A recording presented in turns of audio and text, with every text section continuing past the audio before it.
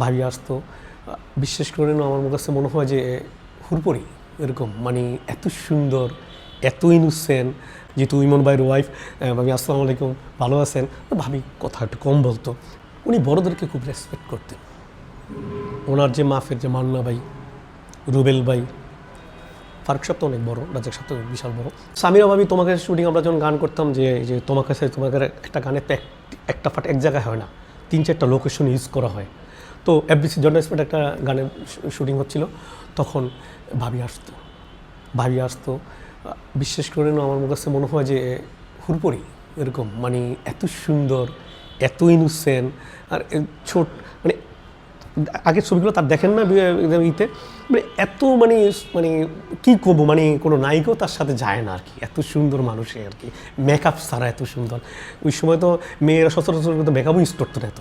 তো একটু জাস্ট করে লিস্ট তো আয়সা বসে থাকতো চুপচাপ, তো ভদ্র মানুষ যে গেছে শাবনুরের সাথে কথাবার্তা বলতো, হয়তো বা ইয়ের সাথে কথা বলতো, যে আন্টির সাথে শাবনুর আম্মার সাথে আন্টির সাথে কথাবার্তা বলতো, এই আলোচনা করতো।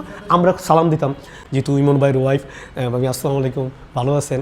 ভাবি কথা একটু কম বলতো, লজ্জাবোধ করতো, কথা একটু কম পড়তো, এইগুলো বিষয়। আর সালমান ভাই আরেকটা বিষয় হয়তো কাজের একটা কাজের একটা মেয়ের ছেলে পালতো, কালো গুঁড়ো খাটগুলো, একটা পিচ্ছিটা ঘুরে একটু মোটাসোটা ছিল, হ্যাঁ, তো পালতো। ওকে এই শোষাইতো, করতো, সেই করতো, খাওয়াইতো, এবং তার জন্য আলাদা চেয়ার, আলাদা বেল্ট, ওই হ্যাঁ, মাঝে মধ্যে নিয়ে আসতো, গাড়ি দিয়ে নিয়ে আসতো। সালমান ভাই তো 1-2টা গাড়ি না, গাড়ি নিয়ে আসতো। তখন আপনার গাড়ি দিয়ে নিয়ে আসতো, তখন প্রায় সময় ভাবি আয়সা হয়তো বা 10 মিনিট অপেক্ষা করতো, 20 মিনিট বসতো, তারপরে আবার দেখছে শুটিং শেষের পর থেকে আসতো, 2-1টা শট বাকি আবার একসাথে চলে যেত, এই আর কি, এই বিষয়। উনি বড়োদেরকে খুব রেসপেক্ট করতেন।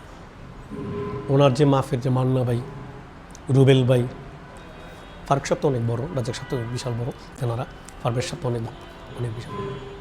এনাদেরকে উনি অনেক সম্মান করতেন। আমি নিজে দেখছি যে ভাইয়া বৈশা রয়েছে, মান্না বাইরে দেখছে উঠে গেছে, রুবেল বাইরে দেখছে উঠে গেছে।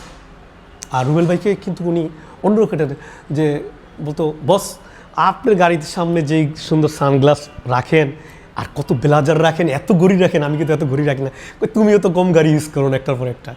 রুবেল ভাই খুব মজা করতো আর কি, রুবেল ভাই খুব সম্মান করতো, খুব আদর। আর রুবেল ভাই তো আসলে ওই সময় বাংলায় এম পাস করে আসছে, ওনার ব্যাকগ্রাউন্ড তো অনেক হাই, উনি তো অনেক মাধুর্যওয়ালা মানুষ। আর রুবেল ভাই মানে তো শুক্রশনি 3 দিন ছবি হিট, উনি অন্য ধরনের একটা মানুষ ছিল।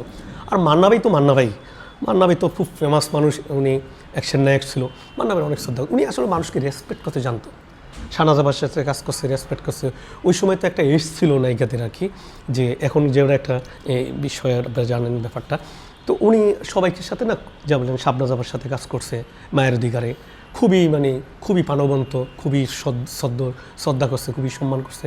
তারপরে শাহনাজ আপা আছে, তারপর লিমা আপার সাথে কাজ করছে, তারপরে সোনিয়া আপার সাথে কাজ করছে স্বপ্নের ঠিকানা ছবিতে। হ্যাঁ, তো মানে খুবই আন্তরিক, খুবই রেসপেক্টফুল মানুষ ছিল আর কি।